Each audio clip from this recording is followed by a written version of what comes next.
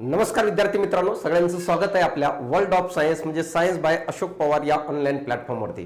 विद्यार्थी मित्रांनो, गट ब ची पूर्वपरीक्षा किंवा पुढे असणारी गट क ची पूर्वपरीक्षा दोन्हीसाठी अंतिम टप्प्यात तुमचं चांगला सराव चालू असेल किंवा रिव्हिजन चालू असेल।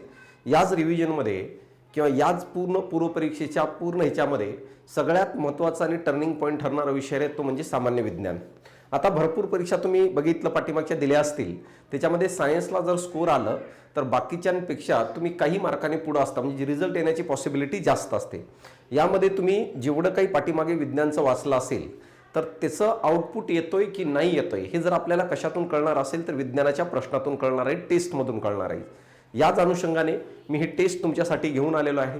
या टेस्टला टॉपिकनुसार आपण डिवाइड केलेलं आहे, ज्यामधलं आज पहिली टेस्ट तुम्हाला दिलेली आहे आणि त्याच टेस्टचं एक्सप्लेनेशन मी घेऊन आलेलो आहे। एकदम कट टू कट एक्सप्लेनेशन घेऊन येणार आहे आणि प्रश्नांचा संदर्भ जर बघितलं टोटल आपण एनसीईआरटीचा वापरलेला आहे। मग तो 10वी पर्यंतचं एनसीईआरटी असेल किंवा 11वी आणि 12वीचं एनसीईआरटी असेल तर त्याचा संदर्भ मॅक्झिमम वापरलाय का, कारण आयोग पण त्याचा संदर्भ जास्तीत जास्त वापरताना आपल्याला दिसतो मित्रांनो। तर तुम्हाला या पहिल्या पेपरच्या प्रश्नावरून कळालं असेल की नेमकं प्रश्न कोणत्या पॅटर्नचे येऊ शकतात। जसं पीवायक्यूचा संदर्भ बघितलं त्याच्या अंदाजावरून या प्रश्नांची बांधणी केलेली आहे। 2025 2024 2023चं पीवायक्यू बघितलं तर कोणत्या टॉपिकवर कसे प्रश्न विचारलेले आहेत या सगळ्या गोष्टींचा विचार करून काय आहे प्रश्नांची निर्मिती केलेली आहे। तर आता आपण एक्सप्लेनेशनकडे जाऊया। पहिलं जो टॉपिक आहे किंवा पहिली जी टेस्ट आहे ते आपण सजीवांच्या वर्गीकरणापासून सुरू केलेली आहे। का? कारण की बायोलॉजीमध्ये सायन्समध्ये बायोलॉजीचे 9 प्रश्न असतात, त्याच्यापैकी या वर्गीकरण नावाच्या टॉपिकवर पूर्व परीक्षेवर 3 प्रश्न विचारले जातात। म्हणजे सर्वात हॉट टॉपिक कोणता असणार आहे? सजीवांचं वर्गीकरण, क्लासिफिकेशन ऑफ ऑर्गॅनिझम।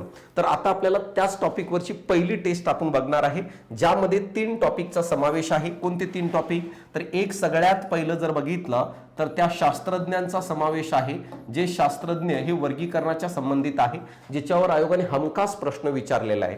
या टेस्टमध्ये दुसरं टॉपिक कव्हर केलेलं आहे तो म्हणजे मोनेरा नावाचा किंगडम, ज्याच्यामध्ये बॅक्टेरिया येत असतात। आणि तिसरं कव्हर केलेलं आहे तो म्हणजे प्रोटिस्टा, ज्याला आपण काय आहे दुसरं किंगडम म्हणून ओळखत असतो आर्यच विटाकरचं। तर हे 3 जे टॉपिक आहेत आजच्या टेस्टमध्ये आपल्याला कव्हर करायचे। तिन्ही टॉपिकचे हाय व्हॅल्युएबल क्वेश्चन्स घेतलेले आहेत। काही सोपे क्वेश्चन्स आहेत, काही मध्यम आहेत, तर काही अवघड आहेत। या तिघांचं कॉम्बिनेशन ठेवलेलं आहे। तर बघा व्यवस्थित काय आहे।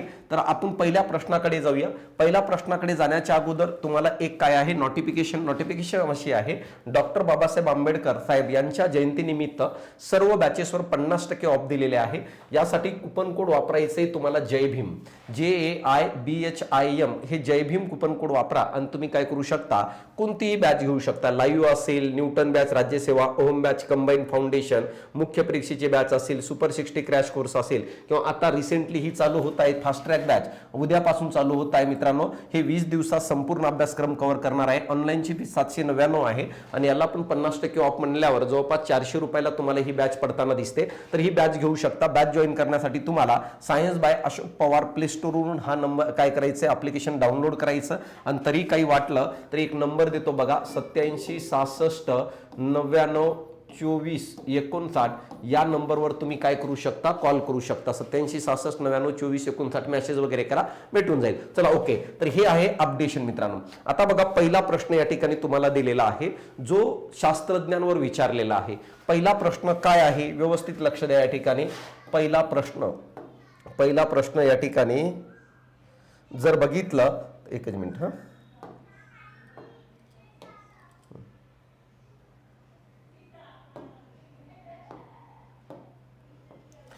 पहिला प्रश्न आहे या ठिकाणी, विटाकर यांच्या वर्गीकरणानुसार बुरशी आणि फंगीला कोणत्या मुख्य कारणामुळे स्वतंत्र सृष्टी देण्यात आली, अशा प्रकारचा प्रश्न या ठिकाणी दिलेला आहे। बघा, according to Whittaker why was the fungi given as a separate kingdom. English मधून पण प्रश्न आहे। तर पेशीच्या रचनेमुळे, प्रजननामुळे, पोषणाच्या पद्धतीमुळे किंवा हालचालीमुळे हे 4 ऑप्शन आपल्याला या ठिकाणी दिलेले आहेत। तर राजा माहित आहे का, या प्रश्नाचं उत्तर आहे तो पोषणाच्या पद्धतीमुळे। आर्यच विटाकर यांनी काय केलं, त्याच्या 5 किंगडम मधून काय आहे फंगसला वेगळं ठेवलेलं आहे। बघा, जर आपण पंचसृष्टी वर्गीकरण बघत असेल तर त्याच्या पहिले आपल्याला 2-3 सृष्टी माहित असणं गरजेचं आहे। कोणत्या 2-3 सृष्टी ज्याच्यावर तुम्हाला प्रश्न विचारलं जातं, तर सगळ्यात पहिला आहे तो म्हणजे काय मित्रांनो, कॅरोलस लिनियसचं वर्गीकरण। आता कॅरोलस लिनियस जो आहे, या कॅरोलस लिनियस यांनी काय केलं, जे सजीव असतात त्या सजीवांचे 2 गटात वर्गीकरण केलं. एक पहिलं गट जर बघितलं तर तो वनस्पतींचा गट आणि दुसरं गट म्हटलं तर प्राण्यांचा गट. यालाच आपण काय म्हणत असतो, तर याला 2 किंगडम सिस्टम म्हणतो. तर 2 किंगडम सिस्टम कुणी मांडलेलं आहे, तर कॅरोलस लिनियस यांनी मांडलं. 2 गट तयार केले, एक वनस्पतीचं आणि प्राणीचं, एवढं लक्षात घ्या. आता बघा, परंतु या 2 गटामध्ये काही प्राण्याला जागा भेटली नाही. उदाहरणार्थ कोण होते रे, बॅक्टेरिया ज्या होते, जीवाणू जे होते, यांना जागा भेटली नाही. यानंतर जर बघितलं युग्लिना सारखे जे सजीव आहेत, या युग्लिना सारख्या सजीवाला जागा भेटली नाही. आणि तिसरं फंगी नावाचे जे सजीव आहे, ज्याला कवक म्हणतो, या तिघालाही काय केलं, कॅरोलस लिनियसच्या 2 किंगडम मध्ये जागा देता आली नाही. याला काही प्रॉब्लेम होते. यानंतर बघा दुसरा शास्त्रज्ञ येतो, तो म्हणजे काय आहे, त्याला आपण काय म्हणत असतो मित्रांनो, माहित आहे का, ज्यांनी 3 किंगडम मांडलं तो म्हणजे आपण त्याला हॅकल म्हणतो. तर हॅकल नावाचा शास्त्रज्ञ आला आणि हॅकल यांनी काय केलं, 3 किंगडमचा शोध लावला. तर विचारलं जाईल 3 किंगडमचा शोध कुणी लावलेला आहे, तर हॅकल यांनी. हा काय म्हणतो की जर वर्गीकरण करायचं असेल तर सगळ्यांना जागा भेटावी लागेल. तर वनस्पतीचं गट वनस्पती ठेवलं त्यांनी, प्राण्याचा गट प्राण्यांचंच ठेवलं, ॲनिमिलियाचं. परंतु ह्यांनी तिसरी सृष्टी शोधून काढली, ज्याच्यामध्ये कॅरोलस लिनियसच्या वर्गीकरणात ज्याला जागा भेटली नव्हती त्या सगळ्यांना जागा दिली. आणि त्या सृष्टीला ह्यांनी काय नाव दिलं, तर प्रोटिस्टा हे नाव दिलं. आणि प्रोटिस्टामध्ये कोणाकोणाला जागा दिलं, तर प्रोटिस्टामध्ये बॅक्टेरियाला जागा दिलं, ज्याला जीवाणू म्हणत असतो मित्रांनो. दुसरं युग्लिना सारखे युनिसेल्युलारला जागा दिलं. आणि तिसरं कवक यांनी फंगी सारख्या सजीवांना जागा दिलं. परंतु बघा आर्यच विटाकर यांनी, आर्यच विटाकर म्हणतो, हॅकल यांनी काय केलं, प्रोटिस्टामध्ये सजीवाला जागा देत असताना तो कोणत्याही गुणधर्मांचा वापर केला नाही. त्यांनी सांगितलं जे वनस्पती या गटामध्ये नियमानुसार बसत नाही, जे प्राणी या गटामध्ये नियमानुसार बसत नाही, तर प्लॅन्टी आणि ॲनिमिलियामध्ये जे बसत नाही त्या सगळ्यांना आपण प्रोटिस्टा या किंगडम मध्ये ठेवूया, असं कोणाचं म्हणणं होतं, हॅकलचं. परंतु याचं एक प्रॉब्लेम होतो. काय प्रॉब्लेम होतं, हे जे बॅक्टेरिया आहेत ना राजा, हे बॅक्टेरिया हे बाकी दोघांपेक्षा टोटली वेगळे गुणधर्म दाखवत होते. म्हणून बॅक्टेरियाला युग्लिना आणि कवकासोबत ठेवणं हे चुकीचं ठरत होतं. आणि याच कारणामुळं पुढं एक शास्त्रज्ञ आलं 1938 ला, त्याला आपण जर काय म्हणत असेल तर त्याला कोपलँड म्हणत असतो. आणि कोपलँड यांनी काय केलं, 4 किंगडमचा शोध लावलं. आता बघा 4 किंगडमचा शोध लावल्यानंतर कोपलँड यांनी 4 किंगडमचा शोध लावलं. आणि 4 किंगडमचा शोध लावून बाकीचे 3 किंगडम तसंच ठेवलं त्यांनी. वनस्पती ठेवलं, यानंतर प्रोटिस्टा ठेवलं आणि यानंतर हे तिसरं प्राणी आणि ॲनिमिलिया ठेवलं. परंतु यांनी 4थं किंगडम शोधलं आणि त्याला नाव दिलं मोनेरा.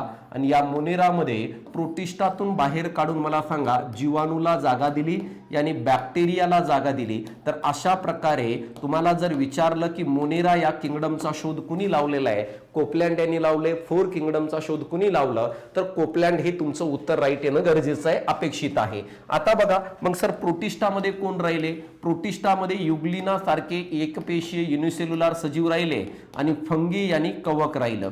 परंतु बघा या ठिकाणी काय प्रॉब्लेम होते, गोष्ट लक्षात घ्या. हा फंगी जो आहे हा युग्लिना पेक्षाही वेगळं गुणधर्म दाखवत होतं.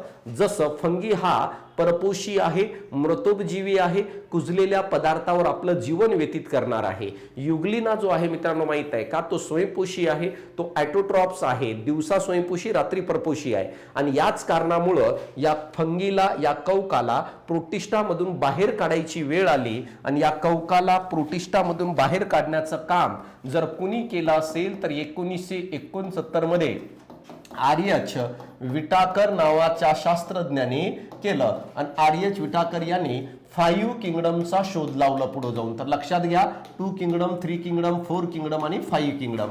आणि 5 किंगडम मध्ये त्यांनी सांगितलं की मोनेरा मध्ये आपण कोणाला ठेवूया, बॅक्टेरिया ठेवूया. यानंतर प्रोटिस्टामध्ये युनिसेल्युलर असणाऱ्या सजीवाला ठेवूया. आणि प्रोटिस्टामधून बाजूला काढून कवक नावाचं सेपरेट किंगडम तयार केलं. वनस्पती आपल्या जागेवरच राहिल्या आणि प्राणी पण आपल्या जागेवर राहिल्या. तर अशा प्रकारे या 5 किंगडमचा शोध लागलं. आणि 5 किंगडम मांडणारा शास्त्रज्ञ म्हणजे आर्यच विटाकर आहे. मग आर्यच विटाकर यांनी कवकाला बाजूला का केलं, तर त्याचं कारण होतं वनस्पतीमध्ये का ठेवलं नाही, कारण वनस्पती या स्वयंपोषी गुणधर्म दाखवत होत्या.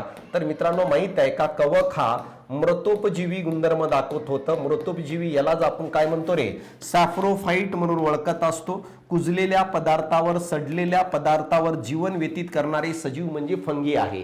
बाकी सगळे गुणधर्म त्याचे कवकासारखे आहेत. जसं प्लांटमध्ये पण सेल वॉल प्रेझेंट आहे, तर कवकामध्ये, फंगीमध्ये पण सेल वॉल प्रेझेंट आहे. परंतु दोघांमध्ये मेन डिफरन्स आहे की वनस्पती आणि प्लांट जे आहे ऑटोट्रॉफ्स आहेत, फोटोसिंथेसिस करून आपला अन्न तयार करत असतात.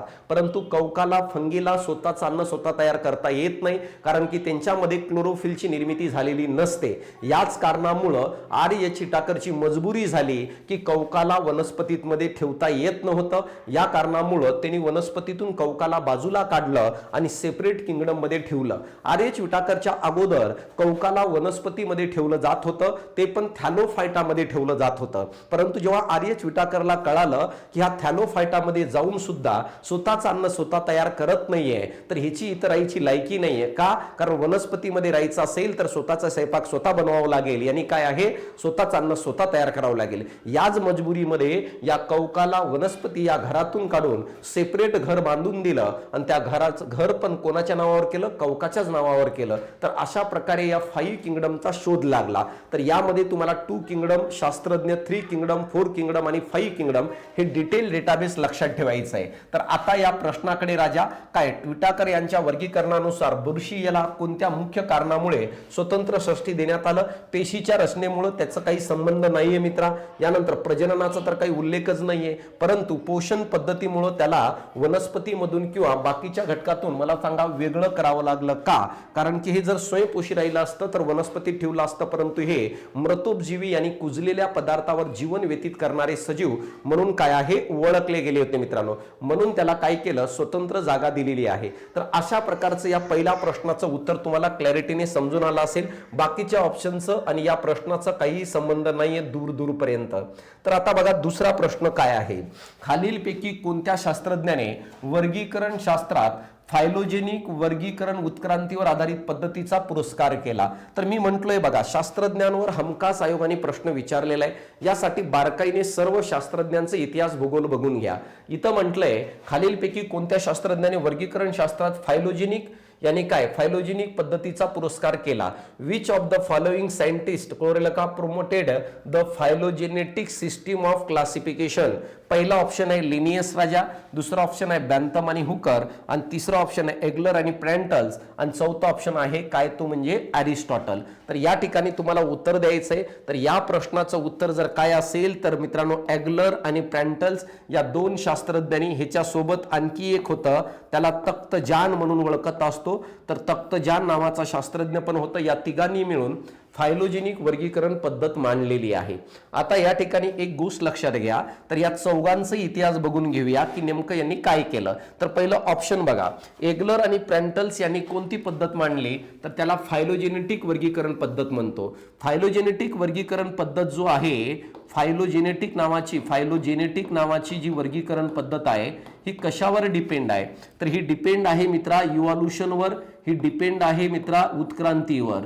तर या दोघांचं म्हणणं काय होतं, इग्लर्स आणि प्रँटल्स, इंग्लर्स आणि प्रँटल्स या दोघांचं म्हणणं होतं, सजीवांचं किंवा वनस्पतीचं जर वर्गीकरण करायचं असेल तर वनस्पतीचं वर्गीकरण हे उत्क्रांतीनुसार करा, इव्हॉल्युशननुसार करा. म्हणजे याचा अर्थ एखाद्या वनस्पतीचा शोध लागलं तर त्या वनस्पतीला कोणत्या गटात ठेवायचं हे डिसाईड होतं की त्या वनस्पतीचे पूर्वज हे कोणत्या गटात होते. जसं आपल्याला पण नाव देत असताना आपण पण आपल्या पूर्वजांचाच वापर करतो ना रे. जसं माझं नाव हे आडनाव पवार आहे, माझं वडिलांचं नाव माझं अशोक रंगनाथ पवार असं लिहितो मी, तर मला हे नाव कुठून भेटलं, माझ्या पूर्वजांकडून भेटलेलं आहे. तर कोणतंही वर्गीकरण करत असताना एखादा सजीव जर भेटला तर त्याला वर्गीकृत करत असताना पहिल्यांदा त्याचे पूर्वज बघायचे, पूर्वज कोणत्या गटामध्ये जात होते त्यानुसार त्याला त्या गटामध्ये ठेवायचं, असं कोणाचं म्हणणं होतं, इग्लर्स आणि प्रँटल्स या दोघांचं म्हणणं होतं. या वर्गीकरण पद्धतीलाच आपण फायलोजेनिक वर्गीकरण पद्धत म्हणतो, जी उत्क्रांतीवर डिपेंड असते, जी इव्हॉल्युशनवर डिपेंड असते मित्रा. आता राहिलेले 3 जण आहेत, लिनियस आहे, बॅन्थम आहे, अरिस्टॉटल आहे. सर त्याच्याबद्दल काय सांगता येईल बघा, तर सगळ्यात पहिला ऑप्शन आहे तो म्हणजे लिनियस. लिनियसचं खूप मोठं काम आहे मित्रा, लिनियसचं खूप मोठं काम आहे, म्हणून जवळपास मॅक्झिमम प्रश्न या लिनियस नावाच्या भाऊवर आहे. असं उगच कोणाचं नाव कोणी लिहित नाही, तर याचं खूप मोठं काम आहे. आता बघा, या लिनियसला आपण काय म्हणतो तर मित्रा माहित आहे का, हिने कृत्रिम वर्गीकरण पद्धत मांडली रे. तर वनस्पतीची कृत्रिम वर्गीकरण पद्धत कुणी मांडली असा जर प्रश्न विचारलं तर या प्रश्नाचं उत्तर असायला पाहिजे लिनियस यांनी. यांनी कृत्रिम वर्गीकरण पद्धत मांडत असताना काही गुणधर्मांचा वापर केला. ते गुणधर्म तुम्हाला आयोग विचारू शकतं मित्रा. काय गुणधर्मांचा वापर केलं? ह्यांनी कृत्रिम वर्गीकरण पद्धत मांडत असताना वनस्पतीच्या बाह्य संरचनेचा विचार केला. यांनी काय रे, मॉर्फोलॉजिकल कॅरेक्टर, प्लुरल का मॉर्फोलॉजिकल कॅरेक्टर याचं विचार केलं आणि वनस्पतीचं वर्गीकरण केलं. या व्यतिरिक्त त्यांनी वनस्पतीमधील फुलातील पुंकेसरची रचना कशी असणार आहे ह्याचं विचार केलं, ज्याला आपण इंग्लिश मधून अँड्रोसियम म्हणत असतो. फुलामध्ये असणारा मेलचा सेक्स ऑर्गन जो आहे त्याला अँड्रोसियम म्हणतात. तर या दोन गुणधर्मांचा विचार करून या ठिकाणी कॅरोलस लिनियस यांनी वनस्पतीची कृत्रिम वर्गीकरण पद्धत काय आहे मांडून दिली. यानंतर आता बघा तिसरं शास्त्र, आणखी ह्याच्याबद्दल काय सांगता येईल रे, लिनियसचं खूप काम मोठं आहे मित्रा. त्याच्या कामाची बरोबरी कोणालाही येणार नाही, एवढं मोठं काम त्यांनी करून गेलेलं आहे. तर असं काय काम मोठं केलेलं आहे तर लिनियस याला आपण राजा वर्गीकरणाचा जनक म्हणतो रे. कशाचा जनक म्हणतो? वर्गीकरणाचा, फादर ऑफ क्लासिफिकेशन सिस्टीमचा जनक म्हणतो. या व्यतिरिक्त लिनियस याला आपण टू किंगडमचा जनक म्हणत असतो, दोन सृष्टीचा जनक म्हणतो. लिनियस याला आपण द्विनाम पद्धतीचा जनक म्हणत असतो. याचा अर्थ काय रे, बायनॉमियल नॉमेनक्लेचरचा जनक म्हणतो. लिनियस याला आपण जर काय म्हणत असेल तर टॉक्झॉनॉमीचा जनक म्हणतो. याला आपण काय आहे, टॉक्झॉनॉमीचा जनक म्हणून ओळखत असतो. आणि याच लिनियसला कृत्रिम वर्गीकरणाचा जनक म्हणून पण ओळखलं जातं. तर एवढे सगळे कामं केलेलं आहे या कार्यकर्त्यांनी. तसेच यांनी वेगवेगळे पुस्तकं लिहिलेले आहेत. जेव्हा पुढे ह्याच्यावर प्रश्न येईल तेव्हा आणखी थोडं ह्याच्याबद्दल डिटेल बघण्याचा प्रयत्न करूया. पण ह्याच्यापैकी कुठेही प्रश्न तुम्हाला येणाऱ्या काळात काय आहे रिफ्लेक्ट होताना दिसणार आहे, ही गोष्ट लक्षात घ्या. तर अशा प्रकारे लिनियस कळाला असेल, कृत्रिम वर्गीकरण पद्धत मांडलेली होती ज्याच्यामध्ये या गुणधर्मांचा वापर केला. तिसरं ऑप्शन दिलं होतं ते म्हणजे काय रे, बॅन्थम आणि हुकर नावाचे शास्त्रज्ञ. तर बॅन्थम आणि हुकर नावाचे शास्त्रज्ञ आहेत. हे दोघं इंग्लंडचे आहेत मित्रा. आणि हे दोघं रॉयल बॉटनिकल गार्डन मध्ये अभ्यास करत असताना वनस्पतीची नैसर्गिक वर्गीकरण पद्धत मांडली. जर बघितलं तर हे दोघं वनस्पतीची कोणती वर्गीकरण पद्धत मांडली असेल तर नैसर्गिक वर्गीकरण पद्धत यांनी मांडलेली आहे. आता नैसर्गिक वर्गीकरण पद्धत खूप वेळेस मला सांगा आयोगाने ह्याच्यावर प्रश्न विचारलेला आहे. जर PYQ मध्ये बघितलं तर 4 ते 5 वेळेस प्रश्न हेच विचारलंय की बाबा वनस्पतीची नैसर्गिक वर्गीकरण पद्धत कुणी मांडली, ज्याचं उत्तर तुला बॅन्थम आणि हुकर देताना पण बघितलं असेल आणि येणाऱ्या काळात पण पुन्हा हा रिफ्लेक्ट होण्याची काय आहे शक्यता आहे. परंतु हे वर्गीकरण पद्धत नैसर्गिक मांडत असताना कोणत्या गुणधर्मांचा वापर केला का? यस, गुणधर्मांचा वापर केलं. ह्याने वनस्पतीच्या शरीर रचनेचा विचार केलं. यानंतर इम्ब्रियोचा पण विचार केलं. वनस्पतीमध्ये जो इम्ब्रियो आहे याला आपण भ्रूण म्हणत असतो, त्याचा विचार केलं. तसेच जीव रसायनांचा पण विचार केला. जीव रसायन म्हणजे काय रे, बायोकेमिकल वनस्पतीमधला. तर या गुणधर्मांचा विचार करून ह्याने काय केलं तर नैसर्गिक वर्गीकरण पद्धत मांडली. कुणी? बॅन्थम आणि हुकर. तर हे एक ऑप्शन मध्ये दिलेलं शास्त्रज्ञ होतं. आणि यानंतर आता बघा चौथा शास्त्रज्ञ आहे जो अरिस्टॉटल म्हणून ओळखत असतो आपण त्याला. मित्रांनो माहित आहे का, हा तो व्यक्ती आहे ज्याला पहिल्यांदा वाटलं की सजीवांचा अभ्यास करावा लागतो. का?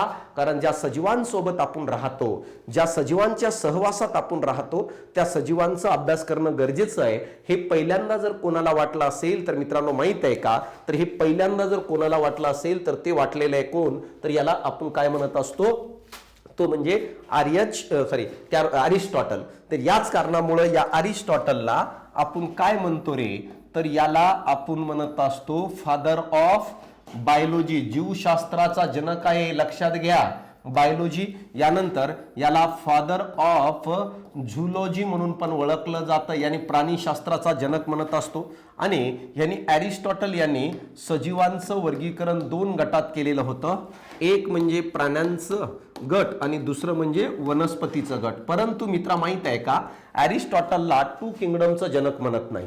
का? कारण हे 2 गट तयार केले, परंतु सायंटिफिक पद्धतीने हे गट कसे तयार झाले ह्याचं विश्लेषण अरिस्टॉटलला देता आलं नाही. ह्याचं विश्लेषण कॅरोलस लिनियसने दिलं. या कारणामुळं फादर ऑफ 2 किंगडम म्हणून आपण कॅरोलस लिनियसला ओळखतो, ना की अरिस्टॉटलला. पण अरिस्टॉटल यांनी या प्राण्यांचं वर्गीकरण करत असताना रक्ताच्या रंगावरून केलं रे. रक्ताच्या रंगावरून प्राण्यांचं वर्गीकरण केलं. काय म्हटलं? लाल रक्त असणाऱ्यांचा एक गट आणि दुसरं लाल रक्त नसणाऱ्या प्राण्यांचा दुसरा गट.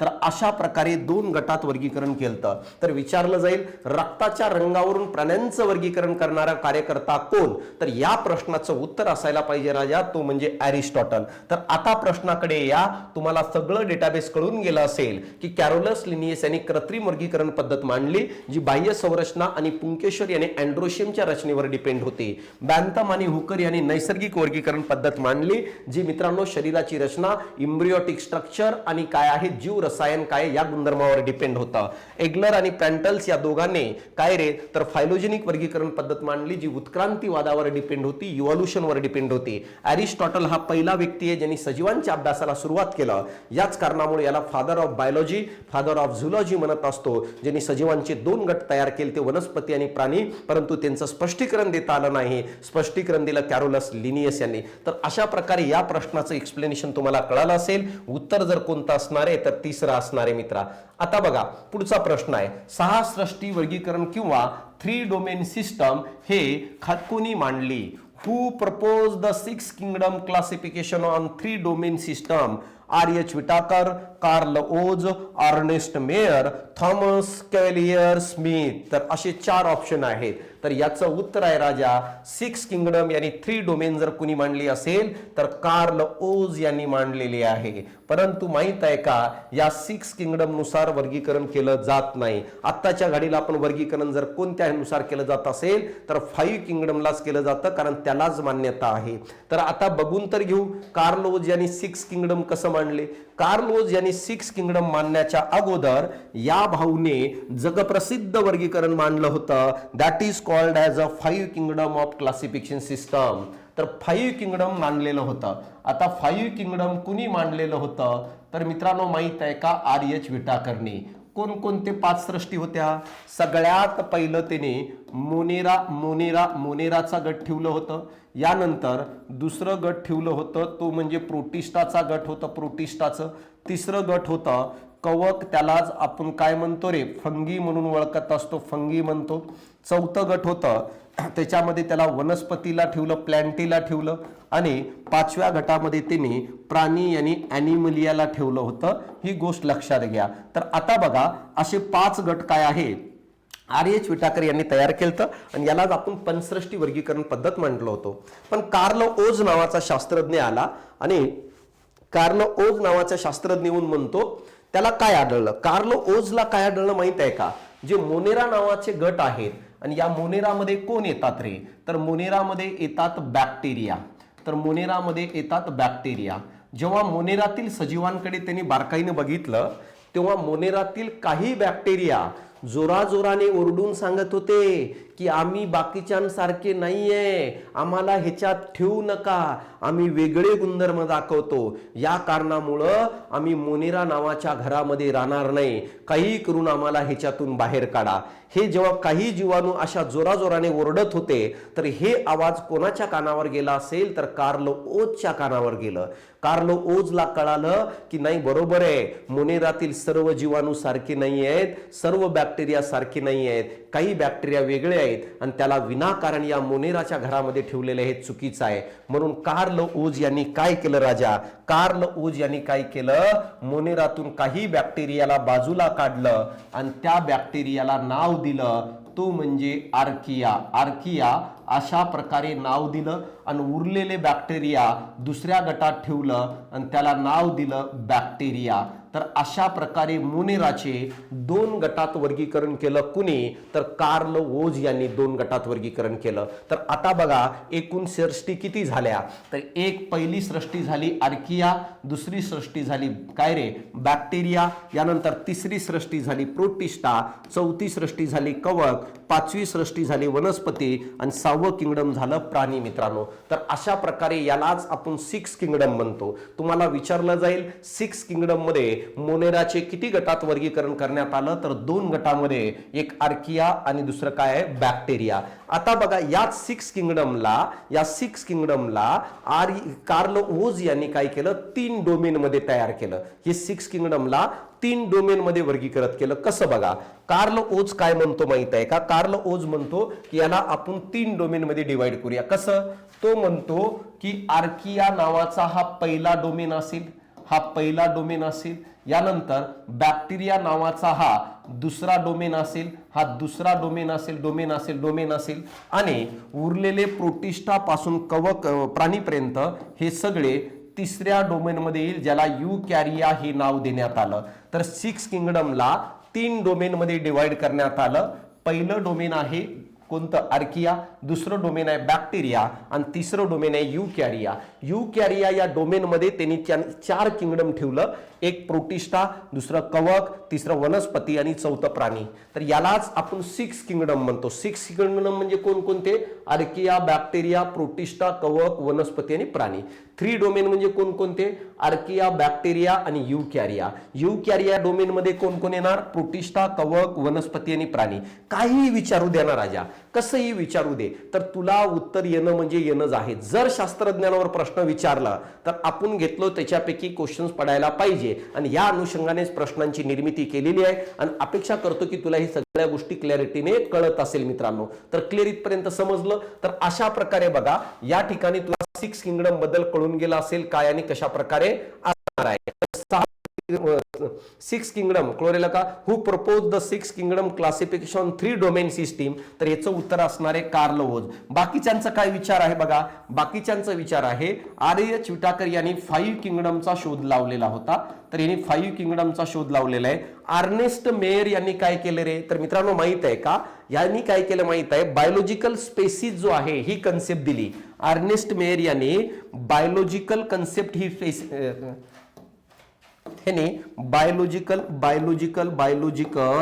बायोलॉजिकल स्पेसिस ही कन्सेप्ट कुणी दिली असेल, तर ती मेयरनी दिलेली आहे.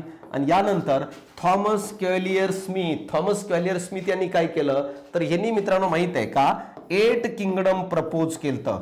तर किती, 1 किंगडम प्रपोज करणारा किंवा सजेस्ट करणारा शास्त्रज्ञ थॉमस क्वेलियर स्मिथ होतं. यांनी सांगितलं होतं 6 किंगडम नाही 8 गट तयार करून टाकूया, पण त्याचं कोणी ऐकलं नाही. म्हणलं जाऊ दे असंच आहे. पण सगळ्या कोणाचं ऐकलं माहिती आहे का, 5 किंगडम वाल्यांचं, आर्यच विटाकरचं. तर अशा प्रकारे या ठिकाणी प्रश्न दुसरं बी आहे. तर हे 6 किंगडम लक्षात घ्या. पुढचा प्रश्न बघा, पुढचा प्रश्न काय आहे, वर्गीकरण शास्त्रज्ञाच्या इतिहासात सिस्टिमा नेचरिया हे पुस्तक कुणी लिहिले असा प्रश्न दिलेला आहे. म्हणजे याचा अर्थ who wrote the book Systema Naturae in the history of taxonomy, वर्गीकरणाच्या इतिहासामध्ये सिस्टिमा नेचरिया नावाचा पुस्तक कुणी लिहिलेलं आहे, अरिस्टॉटल यांनी लिहिलं, थिओफ्रस्टिस यांनी लिहिलं. यानंतर जर बघितलं मित्रांनो माहित आहे का, तो म्हणजे कोण रे, कॅरोलस लिनियस यांनी लिहिलंय का, की पुढं लॅमार्क यांनी लिहिलं का, असा प्रश्न या ठिकाणी दिलेला आहे. तर या प्रश्नाचं उत्तर यायला पाहिजे तुम्हाला. तर या प्रश्नाचं उत्तर आहे तो म्हणजे कॅरोलस लिनियस यांनी दिले. तर उत्तर काय, कॅरोलस लिनियसने काही पुस्तक लिहिलेले आहेत. एक आहे त्याला आपण म्हणतो फिलॉसॉफिया Botanica.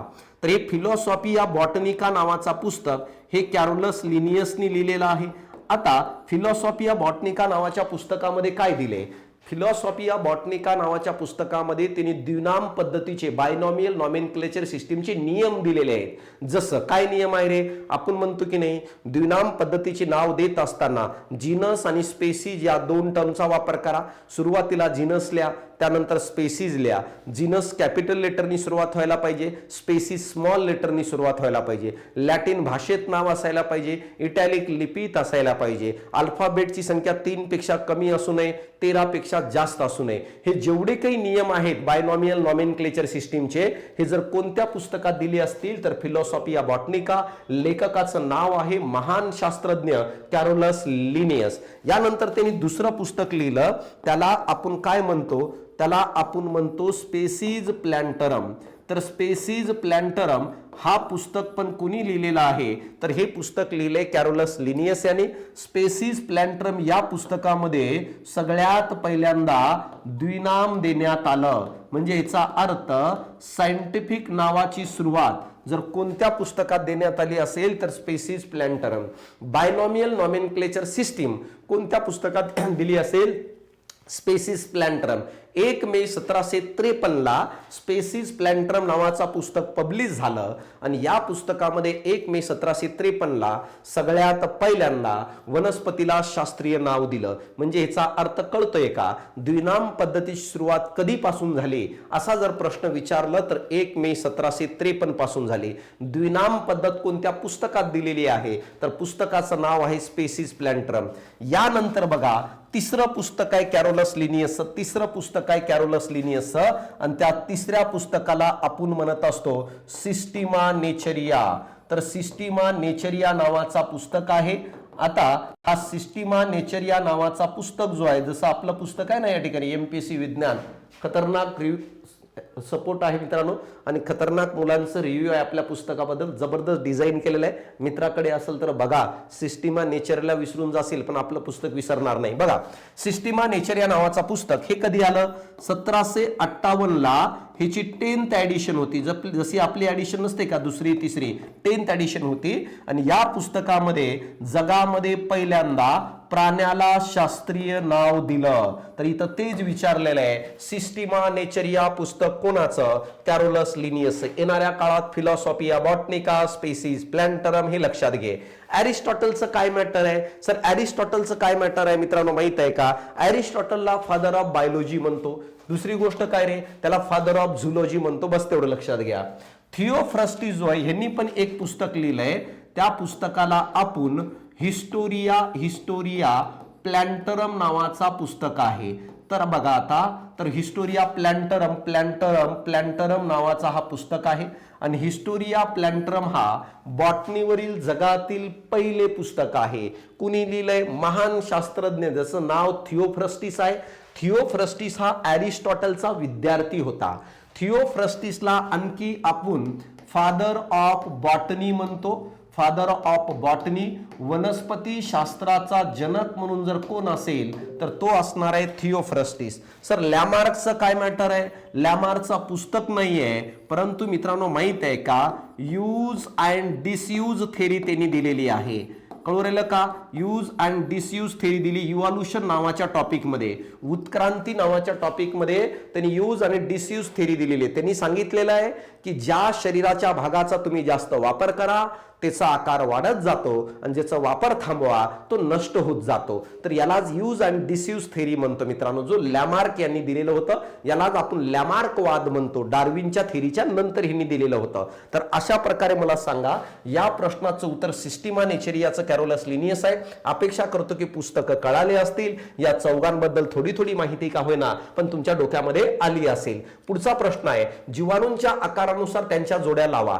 Match the following based on the shape of bacteria. मित्रांनो माहित आहे का, जीवाणू वेगवेगळ्या आकाराचे आपल्याला आढळताना दिसतात. त्यांचं वर्गीकरण पण आपण वेगवेगळ्या पद्धतीने काय करत असतो. तर या ठिकाणी बघा, पहिलं दिले स्पेरिकल, दुसरं दिले दंडाकृती रॉड शेप. स्पेरिकल म्हणजे काय रे, अशा प्रकारे गोलाकार बॅक्टेरिया आढळतात. रॉड शेप म्हणजे अशा प्रकारे रॉडच्या आकाराचे जीवाणू पण आपल्याला आढळताना दिसतात. यानंतर स्क्वॉमा शेप म्हणजे अशा प्रकारे क्वॉमा शेप आढळतात. आणि स्पायरल म्हणजे अशा प्रकारे स्पायरल बॅक्टेरिया आढळताना दिसतात. आणि त्याचे एक्झाम्पल दिलेत. एनसीईआरटी मध्ये कट टू कटेचा उल्लेख आहे. येणाऱ्या काळात तुम्हाला विचारलं जाईल, आपल्या पुस्तकात पण चांगल्या पद्धतीने दिलेला आहे. पेपरमध्ये जर आलं तर 100% तुमचं उत्तर येणं गरजेचं आहे. सगळ्यात पहिलं बघा, स्पेरिकल यानी गोलाकार आहे मित्रांनो. तर गोलाकार कोण असतं, तर जो कोकाय नावाचे बॅक्टेरिया आहेत ते सगळेचे सगळे हे गोलाकार मित्रांनो. क्लोरेला का कोकाय, जसं स्ट्रेप्टोकोकस निमोनिया, डिप्लोकोकस निमोनिया, हे जे निमोनिया तयार करणारे आहेत तर हे कोकाय आहेत, कोकस आहेत. आणि ह्यांचं जर बघितलं मित्रांनो माहित आहे का, आकार हा स्पिरिकल असतो. यानंतर जर बघितलं मित्रांनो माहित आहे का, रॉड शेप कोणाचे आहेत, जेवढे काही बॅसिलस बॅक्टेरिया आहेत तर ह्यांचं आकार अशा पद्धतीने आपल्याला रॉड शेप आढळताना दिसतो. ही गोष्ट लक्षात घ्या. कॉमा शेप कोण आहेत रे, कॉमा शेप कोण आहेत, तर जे व्हिब्रिओ आहेत मित्रांनो तर हे सगळेचे सगळे कॉमा शेप आहेत. त्याच प्रकारे व्हिब्रिओ रोग पसरवणारे आहेत बघा, कळलं का, व्हिब्रिओ कॉलरा. तर व्हिब्रिओ जे आहेत हे कॉमा शेप आहेत. आणि स्पायरल मध्ये जर कोण असेल तर तो स्पिरिलम नावाचा हा बॅक्टेरिया स्पायरल आहे. तर बघा आता पहिल्याचं उत्तर बी, पहिल्याचं बी कुठं आहे, तर पहिल्याचं बी 2 ठिकाणी आहे. यानंतर दुसऱ्याचं ए पण 2 ठिकाणी आहे. तिसऱ्याचं डी एका ठिकाणी आहे. तर उत्तर काय येईल रे, पहिले येईल. मित्रांनो माहित आहे का, बॅक्टेरिया वेगवेगळ्या प्रकारचे असतात. बॅक्टेरिया इनकम्प्लीट सेल असणारे जीवाणू आहेत, ज्यांच्यामध्ये कंप्लीट सेल आढळताना दिसत नाही. म्हणून बॅक्टेरियाला आपण काय म्हणत असतो, प्रोकॅरोटिक ऑर्गॅनिझम म्हणून ओळखत असतो. प्रोकॅरोटिक ऑर्गॅनिझम म्हणतो म्हणजे याचा अर्थ त्यांची सेल ही इनकम्प्लीट असते. लक्षात ठेवा, त्यांच्यामध्ये आपल्याला केंद्रक वगैरे आढळताना दिसतं. केंद्रक काय रे, नसतं मित्रांनो. यानंतर सेल ऑर्गनेल्स हे काही आढळताना दिसत नाही, हे पण आपल्याला नसतात. यानंतर बॅक्टेरियामध्ये खरे गुणसूत्र नसतात रे, रियल जे गुणसूत्र असतात बॅक्टेरियामध्ये नसतात. हे पण पॉइंट लक्षात घ्या. डीएनए खूप कमी प्रमाणात आपल्याला आढळताना दिसतं आणि डीएनए संपूर्ण पेशीत विखुरलेलं असतं. केंद्रक नसल्यामुळे संपूर्ण पेशीत काय आहे, डीएनए आपल्याला विखुरलेलं दिसतं. सर सेल वॉल असतं का, तर सेल वॉल असते मित्रांनो. आणि बॅक्टेरियाची सेल वॉल ज्या पदार्थापासून बनलेली असते त्याला पेप्टिडोग्लायकेन नावाचं म्हणून ओळखत असतो. काही बॅक्टेरिया हालचाल करतात, काही करत नाही. जे बॅक्टेरिया हालचाल करतात त्यांच्यामध्ये शेपटी दिलेली असते, त्याला आपण फ्लॅजेला म्हणून ओळखत असतो. आणि 4 आकारानुसार 4 प्रकार पडतात बॅक्टेरियाचे. सगळ्यात पहिला आपण स्पेरिकल बघितलं, तर स्पेरिकल आकार असणारे बॅक्टेरिया कोण, तर कोकस असतात. यानंतर बघितलं आपण रॉड शेप बॅसिलस असतात, कॉमा शेप व्हिब्रिओ असतात आणि स्पायरल कोण असेल तर स्पिरुलिन नावाचे बॅक्टेरिया असतात. तर अशा प्रकारे या प्रश्नाचं उत्तर तुम्हाला कळून गेलं असेल. हे काही गुणधर्म लक्षात घ्या. जीवाणूचे कोणकोणते प्रकार काय पडतात ते पण लक्षात ठेवा. 6वा प्रश्न, खालीलपैकी कोणता सजीव सर्वात लहान जिवंत पेशी म्हणून ओळखला जातो आणि ज्याला पेशी भित्तिका अजिबात नसते, तर विचारलेलं आहे which of the following organism is known as the smallest living cell and lack of cell wall.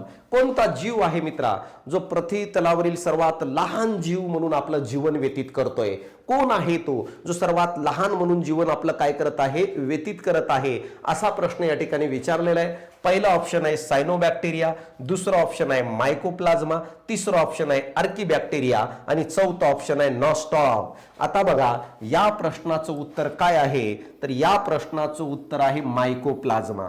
मायकोप्लाझ्मा पृथ्वी तलावरील सर्वात लहान पेशी आहे रे, ही सर्वात लहान सेल आहे.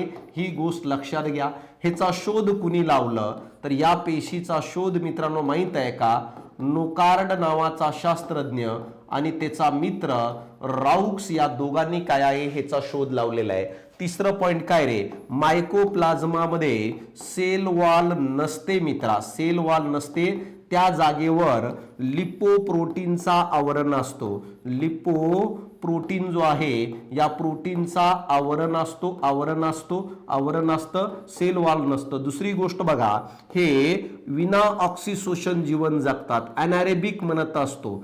विना ऑक्सिशोषण जीवन जगतात, त्याला आपण अनॅरेबिक म्हणून ओळखत असतो. अनॅरेबिक काय आहे, बॅक्टेरिया आहेत. म्हणजे याचा अर्थ या मायकोप्लाझ्माला जीवन जगण्यासाठी ऑक्सिजनची गरज नसते. 6वं पॉइंट काय रे, या मायकोप्लाझ्मा नावाच्या सर्वात लहान पेशीवर अँटीबायोटिकचा परिणाम होत नाही. परिणाम काय आहे, पडत नाही. म्हणजे याचा अर्थ हे ते जीवाणू आहेत किंवा ही ती सेल आहे ज्याला अँटीबायोटिकला हे प्रतिसाद देत नाही, ह्याच्याला हटफुट म्हणतात. म्हणजे अँटीबायोटिक जरी घेतलो आपण तर हे काय आपले हे काही अँटीबायोटिकमुळे मरत नाही, हे अँटीबायोटिकचा परिणाम होत नाही. आणि दुसरं, वनस्पती असो किंवा प्राणी, त्या सगळ्यांमध्ये वेगवेगळ्या प्रकारचं रोग निर्माण करण्याचं काम कोण करत असतं, हे मायकोप्लाझ्मा नावाचं सर्वात लहान असणारी पेशी करत असते. जसं पपईवर बंची टॉप नावाचा रोग पडतो. तर पपईवरील बंची टॉप नावाचा रोग कोणामुळे पडत असेल तर मायकोप्लाझ्मामुळे आपल्याला पडताना दिसतो. ही गोष्ट आपल्या लक्षात ठेवा मित्रा. तर अशा प्रकारे चौगचे चौग जीवाणूचे प्रकार आहेत. सायनोबॅक्टेरिया, मायकोप्लाझ्मा, आर्कीबॅक्टेरिया किंवा नॉस्टॉक. तर इथं विचारलंय की सर्वात लहान पेशी, तर पृथ्वी तलावरील सर्वात लहान सेल ही मायकोप्लाझ्माची असतो, जो जीवाणूचा भाग आहे मित्रांनो. ही गोष्ट लक्षात घ्या. त्याला सेल वॉल नसते, त्या जागेवर लिपोप्रोटीनचं आवरण असतं. ते वनस्पती आणि प्राण्यामध्ये रोग निर्माण करतं. तसेच त्याच्यावर अँटीबायोटिक्सचा कोणताही परिणाम पडत नाही. एवढं डेटाबेस तुम्हाला माहित असणं गरजेचं आहे. सर बाकीच्या जीवाणूंचं काय मॅटर आहे? बाकीच्या जीवाणूंचं काय मॅटर आहे? तर पहिलं ऑप्शन आहे बघा, कोणतरी त्याला सायनोबॅक्टेरिया म्हणतो. खूप महत्वाचं जीवाणू आहे. आयोगाचं फेवरेट बॅक्टेरिया कोण असेल? सायनोबॅक्टेरिया. काय पॉइंट आहे रे? सगळ्यात पहिलं पॉइंट, सायनोबॅक्टेरियाला आपण ब्लू ग्रीन आल्गी म्हणून ओळखत असतो रे. याला ब्लू ग्रीन आल्गी या नावाने ओळखत असतो. दुसरी गोष्ट, हे प्रकाश संश्लेषण करतात. हे ते जीवाणू आहेत जे फोटोसिंथसिस करतात. का? कारण ह्यांच्यामध्ये हरित द्रव्य प्रेझेंट असतो. पृथ्वी तलावरील पहिले सजीव ज्यांनी स्वतःचं अन्न स्वतः तयार केलं, तर त्या सजीवाचं नाव आहे सायनोबॅक्टेरिया. ह्याच्या अगोदर कुणी नव्हतं ज्यांनी स्वतःचं अन्न स्वतः तयार केलं असेल. तर पहिले फोटोसिंथेसिस करणारे कोण? तर ते असणारे सायनोबॅक्टेरिया. का? कारण ह्यांच्यामध्ये क्लोरोफिल, याला हरित द्रव्य म्हणतो, क्लोरोफिल ए हा आढळताना दिसतो, ज्याच्या साहाय्याने हे स्वतःचं अन्न स्वतः तयार करतात. या व्यतिरिक्त काही काम करतात का? तर सायनोबॅक्टेरिया नायट्रोजनचं स्थिरीकरण करून देतात. नायट्रोजन स्थिरीकरण करतात. त्याला आपण म्हणत असतो मित्रा, नायट्रोजन फिक्सेशन करतात. काय करतात रे? नायट्रोजन फिक्सेशन करण्याचं काम हे कोणते जीवाणू करत असेल तर सायनोबॅक्टेरिया करतात. ह्याचे दोन उदाहरण पडतात. कोणकोणते? तर याचे दोन उदाहरण आहेत. एक असणार आहे नॉस्टॉक आणि दुसरा असणार आहे अनाबिना. तर हे दोन एक्झाम्पल आहेत सायनोबॅक्टेरियाचे. आणि या दोघांचाही वापर शेतामध्ये खत म्हणून करत असतो. भात शेती वगैरे असतो ना, त्यांच्यामध्ये या दोघांचाही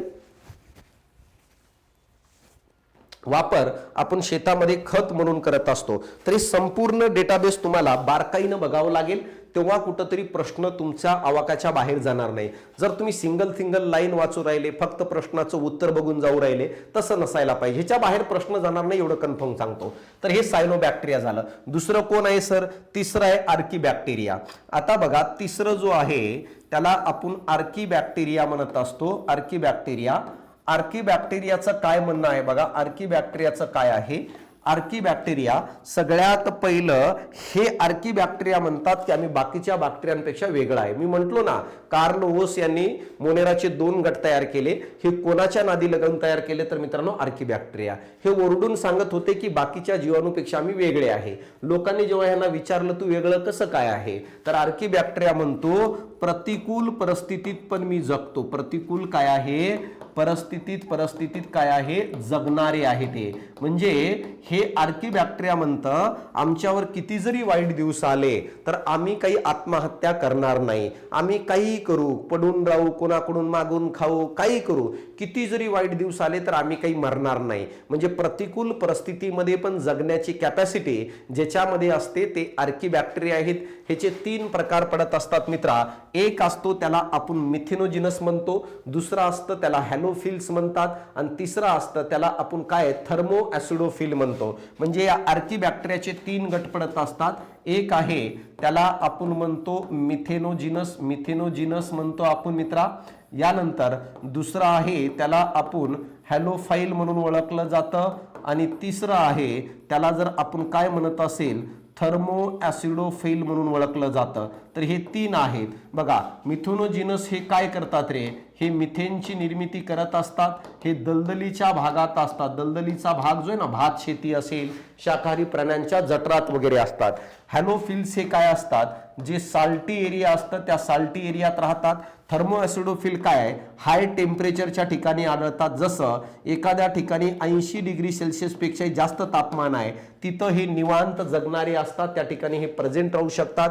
तसेच ऍसिडचं प्रमाण खूप जरी असेल तरी हे जगू शकतात. जसं एखाद्या वातावरणाचं ऍसिड आहे माध्यम ज्याचं pH 2 आहे तरी पण हे निवांत जगू शकतात. अशा प्रकारे थर्मोॲसिडोफिल आहे, प्रतिकूल परिस्थितीमध्ये जगणारे आहे. आता प्रश्न पडतो की सर आर्कीबॅक्टेरियामध्ये असं काय वेगळं आहे की ते प्रतिकूल परिस्थितीत जगू शकतात? तर आर्कीबॅक्टेरियाची जी सेल वॉल आहे ना मित्रा, बाकीच्या जीवाणूसारखी पेप्टिडोग्लायकेनची बनलेली नसते. तर ह्याची सेल वॉल ही काही पॉलिसॅकराइड पदार्थापासून बनलेली असते आणि याच कारणामुळं हे बॅक्टेरिया बाकीच्या बॅक्टेरियापेक्षा वेगळे गुणधर्म दाखवतात. विचारतील बाकीच्या जीवाणूपेक्षा आर्कीबॅक्टेरिया वेगळे कसे काय? तर राजा, बाकीच्या बॅक्टेरियामध्ये त्याची सेल वॉल ही पेप्टिडोग्लायकेनची बनलेली असते. कशाची बनलेली असते? पेप्टिडोग्लायकेन नावाचा पदार्थ आहे त्याची बनलेली असते. परंतु आर्कीबॅक्टेरियाची सेल वॉल ही पेप्टिडोग्लायकेनची बनलेली नसते आणि याच पेशीभित्तिकेतील फरकेमुळे आर्कीबॅक्टेरिया छाती ठोकून सांगत होता की मी बाकीच्या जीवाणूसारखं नाहीये मित्रा. तर अशा प्रकारे हे आर्कीबॅक्टेरिया झालं. आणि शेवटचं काय बघा, हे नॉस्टॉक जो आहे हे सायनोबॅक्टेरियाचं उदाहरण आहे. नॉस्टॉक जो आहे हा सायनोबॅक्टेरियाचं उदाहरण आहे. अपेक्षा करतो तुला हे मायकोप्लाझ्मा आणि बाकीच्या जीवाणूची माहिती कळाली असेल मित्रा. तर हे तुला बारकाईने बघायचं रे राजा. आता इथं प्रश्न विचारलाय, हेट्रोसिस्ट नावाच्या विशेष पेशी कोणत्या जीवाणूमध्ये आढळतात आणि ते काय काम करतात? तर या हेट्रोसिस्ट नावाच्या सेल आपल्याला कोणत्या तरी एका जीवाणूमध्ये आढळताना दिसतात आणि ते काय काम करतात? मायकोप्लाझ्मामध्ये प्रेझेंट असतात, हालचाल करतात. नॉस्टॉक आणि एनाबिनामध्ये प्रेझेंट असतात, नायट्रोजन स्थिरीकरण करतात. आर्कीबॅक्टेरियामध्ये प्रेझेंट असतात, उष्णता सहन करतात. ह्युब्रिओमध्ये प्रेझेंट असतात या सेल आणि रोग पसरवतात. तर राजा, या प्रश्नाचं उत्तर आहे सायनोबॅक्टेरियामध्ये ह्या सेल प्रेझेंट असतात. नॉस्टॉक आणि एनाबिना हे दोघचे दोघं सायनोबॅक्टेरियाचे काय आहेत? उदाहरण आहेत. आणि या सायनोबॅक्टेरियामध्ये हे हेट्रोसिस्ट नावाच्या सेल असतात.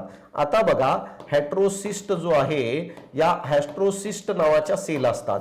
आता या सेल काय करत असतात माहित आहे का? या सेलमध्ये नायट्रोजिनेज हे विकर प्रेझेंट असतो. या हेट्रोसिस्ट सेलमध्ये नायट्रोजिनेज नावाचा हा विकर काय आहे? प्रेझेंट असतो. ही गोष्ट लक्षात घ्या. आणि हा नायट्रोजिनेज नावाचा विकर काय करतं? तर हे नायट्रोजन फिक्सेशन करतं, नायट्रोजनचं स्थिरीकरण करण्याचं काम करतं. त्याला आपण नायट्रोजन फिक्सेशन म्हणतो रे, नायट्रोजन फिक्सेशन म्हणतो. ही गोष्ट लक्षात घ्या. आता मॅक्झिमम मुलांचं वांदा आहे की सर नायट्रोजन फिक्सेशन काय मॅटर आहे?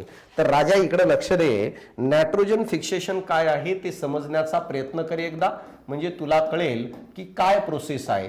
तर हे जीवाणू नायट्रोजनचं फिक्सेशन करतं. कोण? सायनोबॅक्टेरिया. कोणत्या सेलच्या साहाय्याने? हेट्रोसिस्ट सेलच्या साहाय्याने. आणि कोणत्या विकराच्या साहाय्याने? हेट्रोसिस्ट सेलमधून जो नायट्रोजिनेज नावाचा विकर असतो त्याच्या साहाय्याने हे नायट्रोजन फिक्सेशन करतात. नायट्रोजन फिक्सेशनचा अर्थ काय बघा, वनस्पती जे आहेत, वनस्पतीला वाढ आणि विकासासाठी नायट्रोजन नावाच्या खनिजाची गरज असते. नायट्रोजन हा वायू अवस्थेत वातावरणात प्रेझेंट आहे. तर वातावरणातील नायट्रोजन वनस्पतीला डायरेक्ट घेता येत नाही. जसं तू वाईन शॉपीवर गेलास, दारूची बॉटल घेतलास, तर तुला डायरेक्ट दारूची बॉटल पेत नाहीस तू. कळू राहिलं का? कच्ची दारू पेतोस का? नाही. तर जसं तू दारूमध्ये पाणी मिक्स करून पेतोस त्याच पद्धतीने वनस्पती नायट्रोजनला अन्य घटकामध्ये मिक्स करून पेतात. तर जसं तू एखाद्या हॉटेलमध्ये बसला असेल तर वेटर तुला दारू आणि पाणी मिक्स करून देतो, त्याच पद्धतीने हे जे सायनोबॅक्टेरिया आहेत, सायनोबॅक्टेरिया किंवा अन्य बॅक्टेरिया, हे बॅक्टेरिया काय करत असतात माहित आहे का? या नायट्रोजनला अन्य घटकामध्ये मिक्स करतात आणि मिक्स करून एक संयुग तयार करत असतात आणि नंतर हे संयुग वनस्पती ग्रहण करत असते, ज्या संयुगातून त्या वनस्पतीला नायट्रोजन भेटत असतो. मग मित्रा, नायट्रोजनला अन्य घटकासोबत मिक्स करून संयुग तयार करणे या प्रोसेसलाच आपण नायट्रोजन फिक्सेशन, यालाच आपण नायट्रोजनचं स्थिरीकरण करणे म्हणतो. आणि हे फिक्सेशन करून देण्याचं काम, हे वेटरची भूमिका निभावण्याचं काम कोण करत असतं? तर हे पहिलं करत असतो तो म्हणजे सायनोबॅक्टेरिया. सायनोबॅक्टेरियामध्ये कोण करतात त्याचे दोन एक्झाम्पल आहेत. एक असणार आहे नॉस्टॉक नावाचं आणि दुसरा असणार आहे मित्रा अॅनाबिना नावाचं. तर हे दोघंही ते काम करत असतात, ही गोष्ट लक्षात घ्या.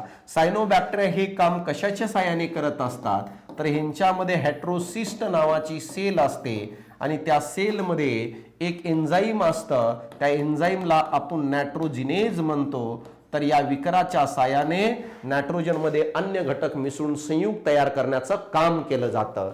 सर फक्त सायनोबॅक्टेरिया करतो का? नाही, तर सायनोबॅक्टेरियाच्या व्यतिरिक्त रायझोबियम नावाचे जे जीवाणू आहेत हे पण नायट्रोजनचं स्थिरीकरण करतात. रायझोबियम कुठं असतात सर? जे शेंगाधारी वनस्पती असतात, या शेंगाधारी वनस्पतींच्या ज्या मुळा असतात या मुळांच्या गाठीवर हे बसलेले असतात. आणि रायझोबियम काय करतो? रायझोबियम वनस्पतीपासून अन्न घेतो तर वनस्पतीला नायट्रोजनचं स्थिरीकरण करून देतो. म्हणजे इथं दोघांचाही फायदा आहे. रायझोबियमला अन्न भेटू राहिलं, वनस्पतीला नायट्रोजन भेटू राहिलं आणि दोघं सोबत राहू राहिले. आणि या जीवन जगण्याच्या पद्धतीला सहजीवन पद्धत म्हणतात, त्याला सिम्बायोटिक म्हणून ओळखत असतो. मग जर तुम्हाला प्रश्न विचारलं की बाबा सिम्बायोटिक बॅक्टेरिया कोणता आहे जो नायट्रोजनचं स्थिरीकरण करतं? रायझोबियम. सर याच्या व्यतिरिक्त आणखी कोणी करतं का? तिसरा आहे तो ॲझोटोबॅक्टर आहे. तर ॲझोटोबॅक्टर पण नायट्रोजनचं स्थिरीकरण करून देतं, परंतु हा असहजीवी आहे, हे वनस्पतीपासून अन्न वगैरे काही घेत नाही. तर हे तीन जीवाणू आहेत जे नायट्रोजनचं स्थिरीकरण करून देण्याचं काम करतात. आणि इथं आपल्याला विचारलं होतं हेट्रोसिस्ट ही कोणामध्ये असतं तर नॉस्टॉक आणि अॅनाबिनामध्ये असतात. गोष्ट लक्षात घ्या. मायकोप्लाझ्मा सर्वात लहान पेशी आहे त्याच्याबद्दल बघितलं. आर्कीबॅक्टेरियाबद्दल आपण बघितलं, प्रतिकूल परिस्थिती जगतं कारण त्याची सेल वॉल पेप्टिडोग्लायकिनची नसते तर पॉलिसॅकॅराइड पासून बनलेली असते. व्हिब्रिओ बरोबर रोग पसरवतो, व्हिब्रिओ कॉलरा नावाचा रोग पसरवतो, परंतु व्हिब्रिओ रोग पसरवते हे विधान बरोबर आहे, पण हॅस्ट्रोसिस्ट सेल्स आणि त्याचा काही संबंध नाहीये. म्हणून या प्रश्नाचं उत्तर कळालं असेल, बी आहे मित्रा. हे पॉइंट आपल्याला समजणं गरजेचं आहे. यानंतर बघा ही टेस्ट सिरीज आहे, आवर्जून जॉईन करा. 199 काय आहे ह्याची फीस आहे. 15 टेस्ट आहे, टॉपिक नुसार डिवाइड केलेले, शेड्यूल नुसार दररोज पडत जाईल. एक्सप्लेनेशन जबरदस्त दिलं जाईल, अजिबात लोड घ्यायचं नाही. पुढचं बघा, खालील विधाने तपासा आणि योग्य पर्याय निवडा. पहिलं विधान, सायनोबॅक्टेरिया हे पृथ्वीवरील वातावरण ऑक्सिजन मुक्त करण्यासाठी कारणीभूत ठरलेले पहिले सजीव मानले जातात. त्यांच्याकडे हरित वनस्पतीप्रमाणे क्लोरोफिल ए असते आणि ते पाणी वापरून प्रकाश संश्लेषण करतात. अशा प्रकारचा प्रश्न दिलेला आहे या ठिकाणी. तर मित्रांनो माहिती आहे का, ए आणि आर दोन्ही विधान बरोबर असून आर हे ए चे योग्य स्पष्टीकरण आहे. अशा प्रकारे पहिलं उत्तर बरोबर आहे. आता सर पहिलं उत्तर बरोबर का? कारण पृथ्वीवर जेव्हा सजीवाची निर्मिती झाली तर सगळ्यात पहिले सजीव कोण असतील तर हे सायनोबॅक्टेरिया आहेत. मी तुम्हाला त्या दिवशी थोड्या वेळाखाली पहिले सांगितलं सायनोबॅक्टेरिया. हे काय आहे? सायनोबॅक्टेरिया. मित्रा माहित आहे का, सायनोबॅक्टेरिया हे पहिले सजीव आहेत ज्यांनी काय केलं, प्रकाश संश्लेषण करायला सुरुवात केलं. प्रकाश संश्लेषण करायला सुरुवात केलं का? कारण की त्यांच्यामध्ये पहिल्यांदा हरितद्रव्य ए निर्माण झाला. हरितद्रव्य काय आहे? ए तयार झालं. आता हरितद्रव्य ए तयार झालं, प्रकाश संश्लेषण केलं. कसं केलं? प्रकाश संश्लेषण करत असताना त्यांनी पाण्याचा वापर केला आणि पाण्याचा वापर करून प्रकाश संश्लेषण प्रक्रिया करत असताना त्यांनी ऑक्सिजन बाहेर मुक्त केलं. कारण फोटोसिंथेसिस प्रक्रिया घडत असताना ऑक्सिजन बाहेर पडत असतो. म्हणतो ना आपण वनस्पती झाडं लावा, ऑक्सिजनचं प्रमाण वाढवा. तर प्रकाश संश्लेषण प्रक्रियेमध्ये ऑक्सिजन बाहेर फेकतं. मग पृथ्वी तलावरील पहिले सजीव जे फोटोसिंथेसिस करून मला सांगा ऑक्सिजन बाहेर फेकले असतील तर ते कोण आहेत? सायनोबॅक्टेरिया. पहिले सजीव का? कारण पृथ्वीवर पहिल्यांदा कोणामध्ये क्लोरोफिल तयार झाला असेल प्रकाश संश्लेषणासाठी, फोटोसिंथेसिससाठी, तर that is called age cyanobacteria. म्हणून हे दोन्ही विधान बरोबर आहे. सायनोबॅक्टेरियाबद्दल डिटेल मी पहिलेही सांगितलं आहे, पण ह्याच्यावर प्रश्नांची संख्या खूप जास्त आहे, लक्षात घ्या. आता बघा, डायॲटमस आणि सोनेरी शैवाल डेस्मिड यांचा समावेश प्रोटिस्टाच्या कोणत्या गटात होतो? तर diatoms, golden algae, desmids are included in which group of Protista? Dinoflagellates, chrysophytes, euglenoids आणि स्लाइम मोड असं दिलेलं आहे राजा. तर या प्रश्नाचं उत्तर काय आहे? तर या प्रश्नाचं उत्तर आहे क्रायसोफाइट्स. क्रायसोफाइट्स हा गटामध्ये हे गोल्डन आल्गी, डायॲटमस आपल्याला येताना दिसतात. एक गोष्ट प्रोटिस्टामध्ये लक्षात घ्या मित्रा, प्रोटिस्टाचे वेगवेगळे गट पडत असतात, त्याचे हे सगळे गट आहेत लक्षात घ्या। सगळ्यात पहिलं गट जर काय असेल तर या ठिकाणी मी तुम्हाला सांगतो तो म्हणजे क्रायसोफाइट्स। तर बघून घ्या, तर बघा उत्तर काय रे, क्रायसोफाइट्स। पहिला बघा दुसरा गट आहे क्रायसोफाइट्स।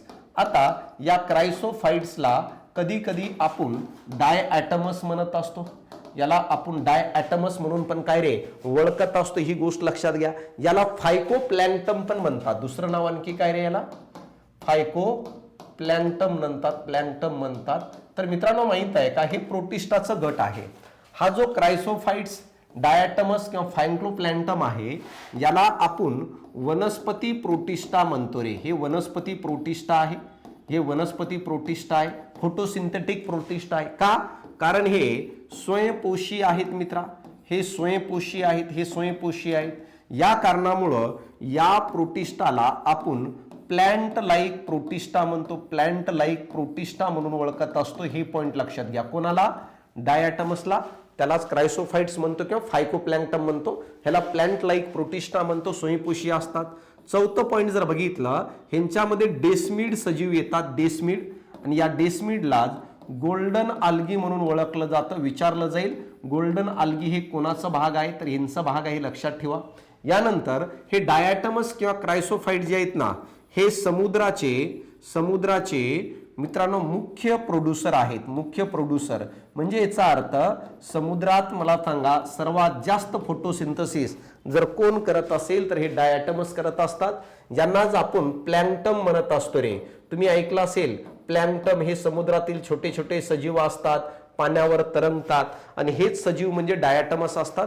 समुद्रामध्ये सर्वात जास्त प्रकाश संश्लेषण करून अन्न तयार करण्याचं काम जर कोण करत असेल तर ते कोण करतं, तर या प्रश्नाचं उत्तर आहे मित्रांनो माहित आहे का, ते करत असतात काय आहे, हे डायॲटमस यानी काय आहे फायकोप्लॅंक्टम्स, हे असणार आहे समुद्राचे मेन प्रोड्युसर आहेत। तर ही डेटाबेस लक्षात ठेवा डायॲटमस बद्दल। यानंतर आता बघा दुसरे ऑप्शन काय आहेत, डायनोफ्लॅजिलेटस। डायनोफ्लॅजिलेटस पण मित्रांनो माहित आहे का, वनस्पती प्रोटिस्टाचाच गट आहे, वनस्पती प्रोटिस्टाचं। डायनोफ्लॅजिलेटसला हालचालीसाठी फ्लॅजेला प्रेझेंट असतं, तिसरं पॉइंट जर बघितलं, डायनोफ्लॅजिलेटसला आपण नाईट लाईट म्हणून ओळखत असतो मित्रांनो। काय म्हणतो रे, नाईट लाईट म्हणतो, ही गोष्ट लक्षात घ्या। या डायनोफ्लॅजिलेटस मध्ये एक सजीव येतं, त्या सजीवाला आपण जर काय म्हणत असेल तर नॉक्टिल्युका नावाचा सजीव आहे।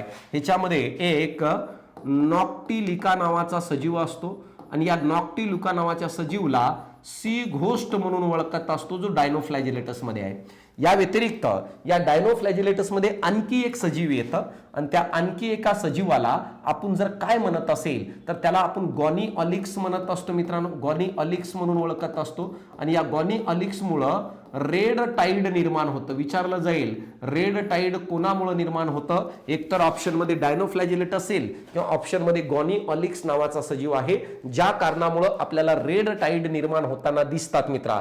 क्रायसोफाइट्स आहे, या क्रायटोफाइट्स मध्ये डायॲटमस येतात, आणि तुम्हाला माहित आहे का या डायॲटमस मुळे डायॲटमियस अर्थ निर्माण होतो, ही पण पॉइंट लक्षात घ्या।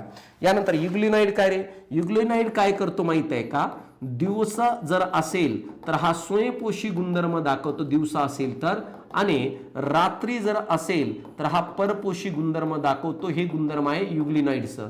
दुसरी गोष्ट युग्लिनाइड मध्ये सेल वॉल नसते मित्रा, सेल वॉल नसते। आणि तिसरी गोष्ट वनस्पती आणि प्राणी या दोघांनाही जोडणारा दुवा म्हणून कोणाला ओळखत असेल तर युग्लिनॉइड्सला ओळखतो, ही गोष्ट लक्षात घ्या मित्रा। एवढं डेटाबेस जो आहे सफिशियंट आहे, ह्याच्या बाहेर काही वेगळं करायची गरज नाही। तुम्ही झेरॉक्स काढून जर त्याच्यावर जरी लिहित असेल ना तर सफिशियंट होईल राजा। यानंतर आता बघा स्लाइम मोल्ड काय करणार आहे, स्लाइम मोल्ड हा कंझ्युमर प्रोटिस्टा मध्ये येताना आपल्याला दिसतं। कंझ्युमर प्रोटिस्टा हा प्रोटिस्टाचा एक भाग आहे।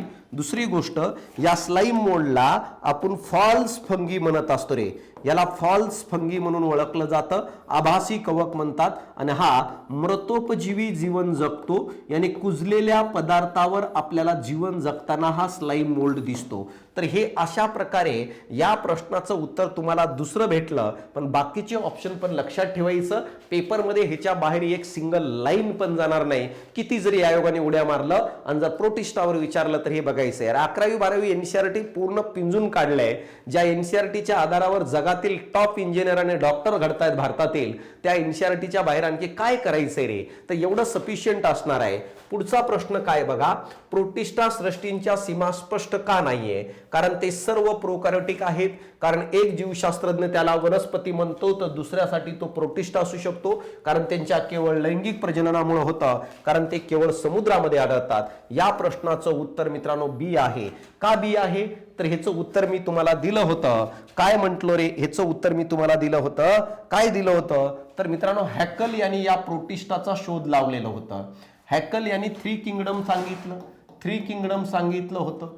आणि हॅकल यांनी 3 किंगडम सांगितल्यानंतर काय काय वनस्पती सांगितलं, प्राणी सांगितलं, आणि हॅकल यांनी प्रोटिस्टा पण सांगितलं. प्रोटिस्टामध्ये हॅकल यांनी कोणाकोणाला ठेवलं? तर प्रोटिस्टामध्ये हॅकल यांनी जीवाणूला ठेवलं मित्रांनो, बॅक्टेरियाला.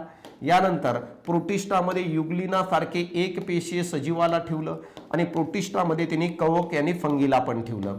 आता जेव्हा या प्रोटिस्टा किंगडमकडे बघतो तर बॅक्टेरियामध्ये काही बॅक्टेरिया हे स्वयंपोषी आहेत, तर काही बॅक्टेरिया हे परपोषी आहेत.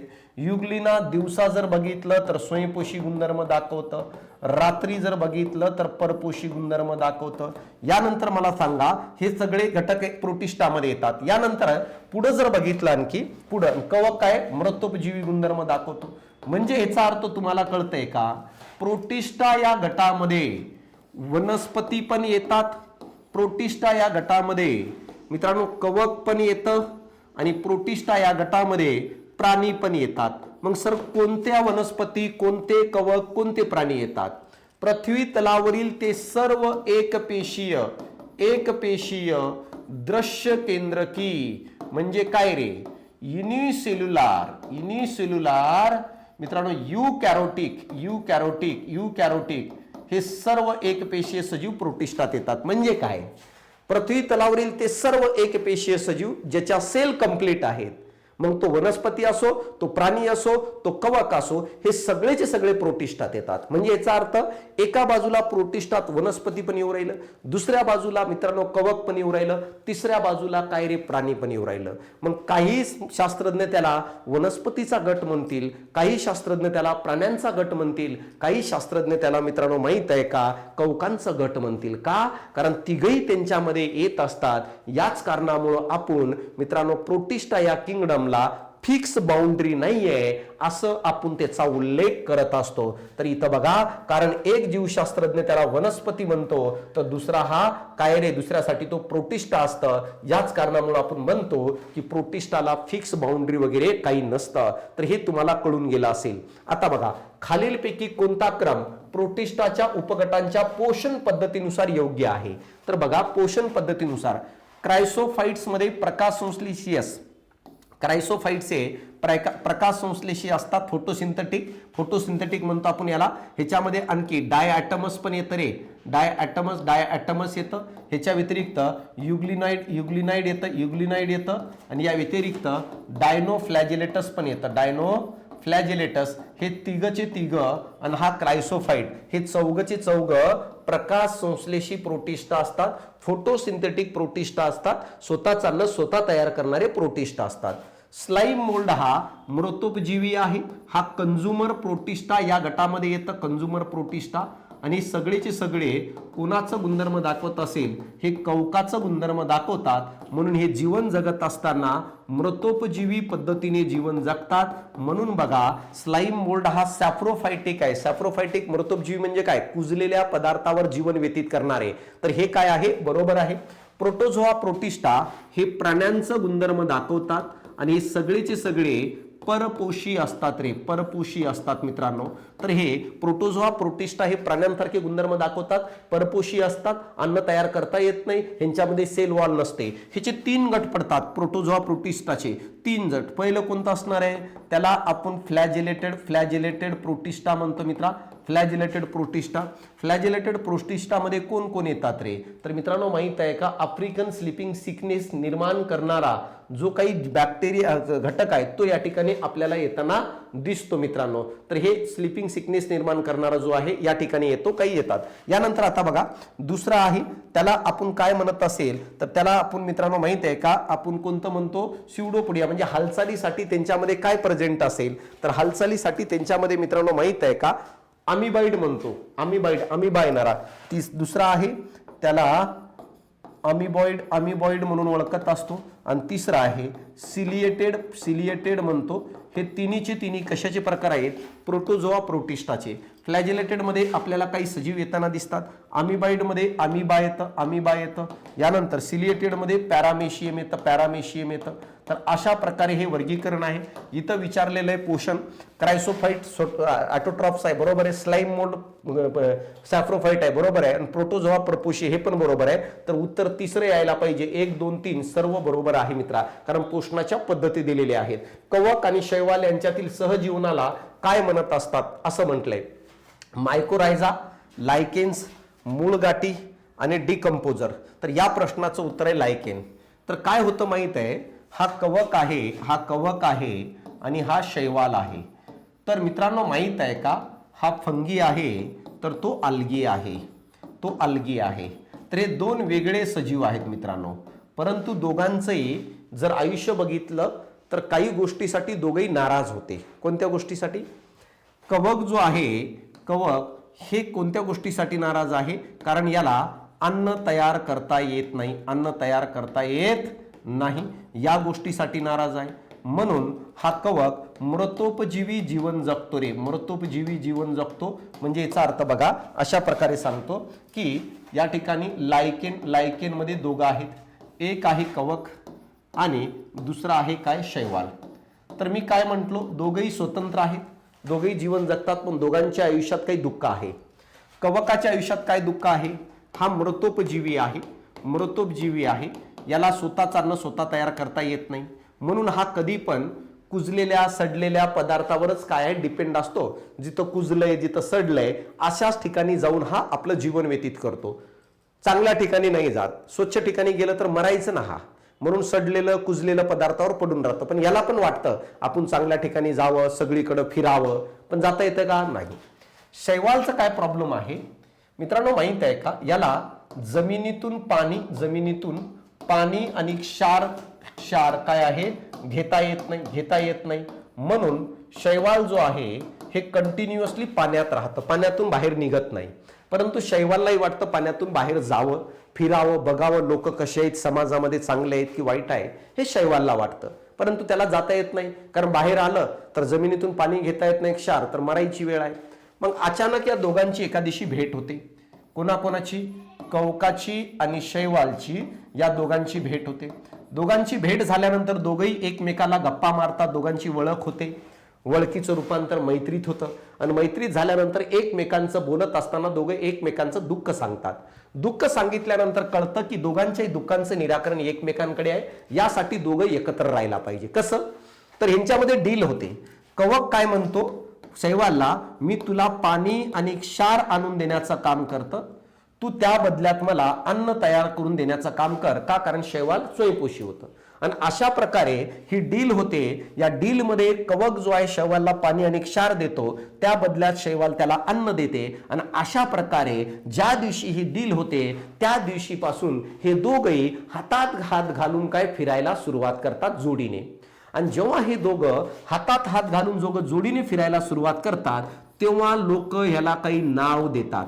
लोक या जोडीला लायकेन म्हणतात, लोक या जोडीला दगडफूल म्हणतात. सर दगडफूल का म्हणतात लोक, कवक म्हणजे दगड आहे समज, आणि मित्रांनो शैवाल म्हणजे फूल आहे. मग लोक म्हणतात की नाही, या दगडाला हे फूल कसं भेटलं असेल, या दगडाला हे फूल कसं भेटलं असेल. तर अशा प्रकारे लोक नाव ठेवतात. म्हणजे लायकेन, दगडफूल म्हणजे हे दोघे येतात.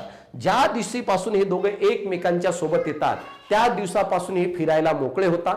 म्हणून बघा लायकेन हे आपल्याला पृथ्वीवर सर्व ठिकाणी आढळतं, ध्रुवापासून ते विषुववृत्तापर्यंत आढळतं.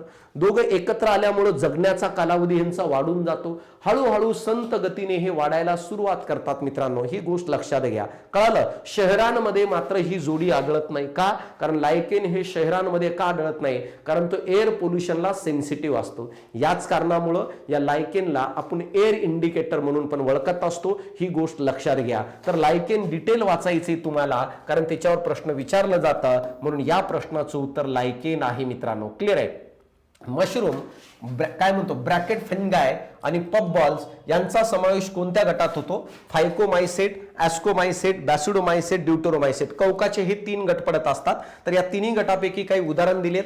मशरूम हा उदाहरण दिलंय, त्यानंतर ब्रॅकेट फंगाय हे टोपण नाव दिलंय, पब बॉल्स हे तिन्ही टोपण नाव आहेत. तर हे कोणाचे टोपण नाव आहेत किंवा कोणत्या गटात येतात असा प्रश्न विचारलाय. तर या प्रश्नाचं उत्तर आहे मित्रांनो बॅसिडोमायसेट. बॅसिडोमायसेट मध्ये हे सगळे टोपण नाव आहेत. प्रत्येकाला टोपण नाव आहे, लक्षात घ्या. तर उत्तर बॅसिडोमायसेट. कवकाचे उपगट आहेत हे लक्षात घ्या. बॅच मध्ये सगळं डिटेल शिकवलेलं आहे. आता बघा फायकोमायसेट कोण आहेत रे?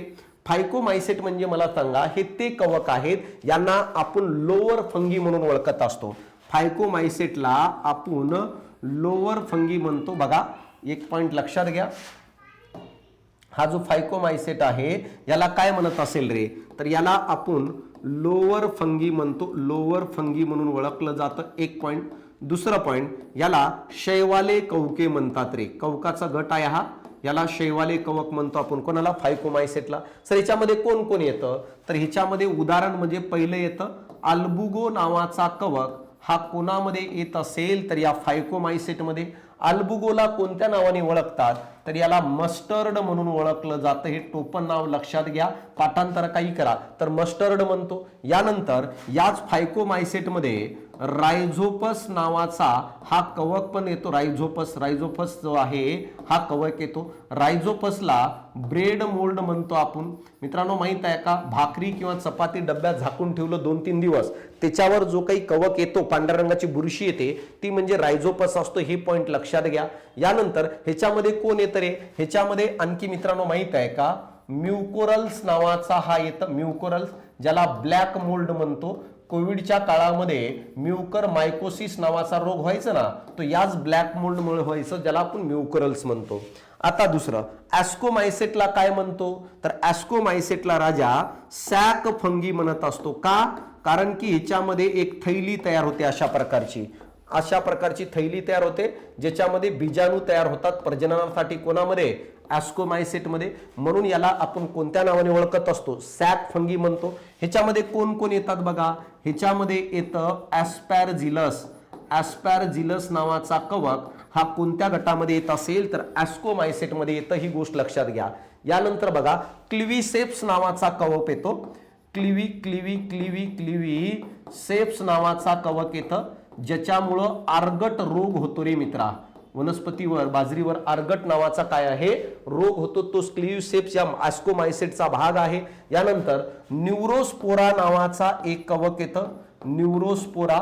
आणि या न्यूरोस्पोराचा वापर बायोटेक्नॉलॉजी मध्ये केलं जातं. हे पण पॉइंट माहित आहे. आणि चौथं यीस्ट नावाचा जो कवक आहे युनिसेल्युलर, त्याला सॅक्रोमायसिस म्हणतो. तो पण उदाहरण आहे कशाचं? ॲस्कोमायसेटचं. सर बॅसिडोमायसेट मध्ये कोण कोण येणार आहे? तर लक्षात घे राजा. बॅसिडोमायसेटचं जर आपण बघितलं डिटेल डेटाबेस तर तुला कळेल की मॅटर काय आहे. तर मित्रा बॅसिडोमायसेटमध्ये सगळ्यात पहिलं पॉइंट काय आहे? तर बॅसिडोमायसेटला आपण काय काय म्हणून ओळखतो? तर त्याला आपण मित्रांनो क्लब फंगी म्हणत असतो. क्लब. यानंतर त्याला आपण ब्रॅकेट फंगी म्हणून पण ओळखत असतो. Bracket fungi. या व्यतिरिक्त त्याला पब बॉल्स म्हणतात. पब बॉल्स म्हणून पण ओळखलं जातं. आणि या व्यतिरिक्त त्याला मशरूम म्हणून ओळखत असतो. तर एवढे टोपण नाव आहेत कोणाचे? बॅसिडोमायसेटचे. Club, bracket fungi, puffballs, mushroom, तसेच छत्र कवके म्हणतो. बघा पावसाळ्यामध्ये उकंड्यावर येतात ना, ते म्हणजे सगळे कोण आहेत? हे असणार आहेत. लक्षात घ्या. ह्याचे उदाहरण काय रे? ह्याचे उदाहरण लक्षात घ्या, ज्याच्यामध्ये मशरूम वगैरे सगळे हे आपल्याला येताना दिसतात. पुसिनिया नावाचा हा कवक येतो. बॅसिडोमायसेटमध्ये कोण येत असेल तर पुसिनिया येतं, पुसिनिया येतं. आणि या पुसिनियालाच आपण रस्ट फंगी म्हणतो, रस्ट फंगी म्हणतो. आणि तुला माहित पाहिजे या पुसिनियामुळेच आपल्याला गव्हावर तांबेरा नावाचा रोग होताना दिसतो रे. तर हा पुसिनिया ज्याला रस्ट फंगी म्हणतो तो आहे बॅसिडोमायसेटचा भाग, ज्या कारणामुळे गव्हावर तांबेरा नावाचा रोग होतो. यानंतर याच बॅसिडोमायसेटमध्ये ॲगॅरिकस नावाचा एक कवक येतं आणि या ॲगॅरिकसलाच आपण मशरूम म्हणून ओळखत असतो. हे पॉइंट लक्षात घे. ॲगॅरिकसला काय म्हणतो? मशरूम, जो बॅसिडोमायसेटचा भाग आहे. विचारलं जाईल की मशरूम हे कुठं येणार आहे. हे दोन घटक महत्वाचे आहेत. यानंतर आता बघा ड्यूटेरोमायसेटचं काय मॅटर आहे, तर ड्यूटेरोमायसेटचं मॅटर बघा. हे ॲगॅरिकस, ॲगॅरिकस जो आहे याला ड्यूटेरोमायसेटला काय म्हणतो रे, तर ड्यूटेरोमायसेटला आपण कोणत्या नावाने ओळखतो? ड्यूटेरोमायसेटला इनकम्प्लीट फंगी म्हणतात रे. इनकम्प्लीट फंगी म्हणतो. यानी काय रे, अपूर्ण कवके. का? कारण फक्त असेक्शुअल रिप्रोडक्शन घडते यांच्यामध्ये, असेक्शुअल रिप्रोडक्शन घडतं. सेक्शुअल रिप्रोडक्शनची पद्धत ही ड्यूटेरोमायसेटमध्ये नसते, म्हणून त्याला इनकम्प्लीट फंगी म्हणतो. ही पॉइंट लक्षात घ्या. तिसरं पॉइंट जर बघितलं याच्यामध्ये दोन उदाहरण आहेत. कोणतं? ड्यूटेरोमायसेटचे दोन उदाहरण आहेत. कोणकोणते? तर या ठिकाणी लिहायला जागा नाही, इथे लिहितो बघा. ड्यूटेरोमायसेटचे दोन उदाहरण, एक आहे त्याला आपण अल्टरनारिया म्हणतो आणि दुसरं त्याला आपण म्हणतो कोलेटोट्रायकम. तर अशा प्रकारे हे दोन उदाहरण आहेत ड्यूटेरोमायसेटचे, ज्यांच्यामध्ये आपण इनकम्प्लीट फंगी म्हणतो त्याला. का? कारण फक्त असेक्शुअल रिप्रोडक्शन आढळतं, सेक्शुअल रिप्रोडक्शन आढळत नाही. तर प्रत्येकाचे गुणधर्म आणि उदाहरण क्लिअर कट सांगितलेलं आहे. ड्यूटेरोमायसेटला अपूर्ण कवके का म्हणतात? आता सांगितलं, पटकन सांगायचं. Why are deuteromycete called as incomplete fungi? कारण त्याच्याकडे पेशी भित्तिका नसते, काही संबंध. कारण त्यांच्यामध्ये केवळ अलैंगिक किंवा शारीरिक अवस्था माहित आहे, लैंगिक अवस्था त्यांच्यामध्ये नाहीये. आत्ताच सांगितलं ना रे. याच कारणामुळे त्याला इनकम्प्लीट फंगी म्हणतो. कोण उदाहरण आहे दोन ड्यूटेरोमायसेटमध्ये?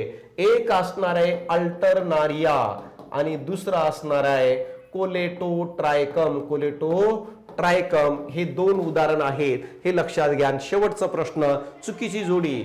फायकोमायसेट क्लोरेला कारे, ज्याला आपण शैवाले कवके म्हणतो, लोअर फंगी म्हणतो, त्याचं उदाहरण अल्बुगो, बरोबर आहे.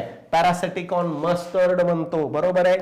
ॲस्कोमायसेट क्लिसेप्स, कोणता रोग होतो? आर्गट रोग, बरोबर आहे. जोडी बरोबर आहे ॲस्कोमायसेट मध्ये. तर बॅसिडोमायसेट अल्टरनारिया चुकीचं आहे, कारण अल्टरनारिया ड्यूटेरोमायसेट मध्ये आहे. आताच बघितलं ना रे आपण. बघा अल्टरनारिया कोणामध्ये? ड्यूटेरो. इथं अल्टरनारिया कोणामध्ये म्हणतोय? बॅसिडो मध्ये. चुकीची जोडी ओळखायचंय. कोणतं? सी. बाकी ड्यूटेरोमायसेट ट्रायकोडर्मा बरोबर आहे, अल्टरनारिया आहे, कोलेटोट्रायम आहे. मग हे फक्त सी चुकीचं आहे. का? कारण बॅसिडोमायसेट मध्ये अल्टरनारिया येत नाहीये, तर बॅसिडोमायसेट मध्ये आपल्याला मशरूम येताना दिसतोय. ही गोष्ट लक्षात घ्या. तर अपेक्षा करतोय की तुम्हाला क्लॅरिटीने सगळं डेटाबेस क्लिअर समजलं असेल. आणि राजा माहित आहे का, जर बघितलं याच पद्धतीचं एक्सप्लेनेशन मी देणार आहे. आवर्जून तुम्ही ही टेस्ट सिरीज जॉईन करा. आणि ज्या विद्यार्थ्यांना बॅच किंवा टेस्ट सिरीज घ्यायची आहे, ऑफर चालू आहे. किती तारखेपर्यंत? 18 तारखेपर्यंत ऑफर आहे. आणि काय आहे कुपन कोड? जय भीम, JAIBHIM. आणि नंबर आहे 8766992459. या नंबरला व्हॉट्सअपला मेसेज करा. ऍप डाउनलोड करताना काही प्रॉब्लेम आला तर. परंतु एक गोष्ट लक्षात घ्या, कंटेंटच्या बाबतीत अजिबात लोड घ्यायचं नाहीये आणि समजून सांगण्याची पण पद्धत एकदम सोपी असणार आहे. तर चालतं. आणि टेलिग्राम चॅनल जॉईन करून ठेवा. टेलिग्राम चॅनलवर मी ही PDF शेअर करणार आहे. टेलिग्राम चॅनलचं नाव आहे @Science by Ashok Pawar. Science by Ashok Pawar या टेलिग्राम चॅनलवर ही काय आहे PDF शेअर करणार आहे. आवर्जून काय करा. आणि ऍप्लिकेशन कोणतं आहे आपलं? सायन्स बाय अशोक पवार आहे. प्ले स्टोरवरून डाउनलोड करा. तर चालतं राजांनो. बघा यावेळेस टार्गेट आहे 15 पैकी 14 प्रश्न तर आणायचेत आपल्याला, मिनिमम 14 तर आणायचेत. आणि या अनुषंगाने तुम्ही रेग्युलर रिव्हिजन करा, एवढं 100% मार्क येणार. तर चालतं. या ठिकाणी थांबतो. भेटू आपण पुढच्या टेस्टला याच डेडिकेशनने, याच अप्रोचने मित्रांनो. धन्यवाद.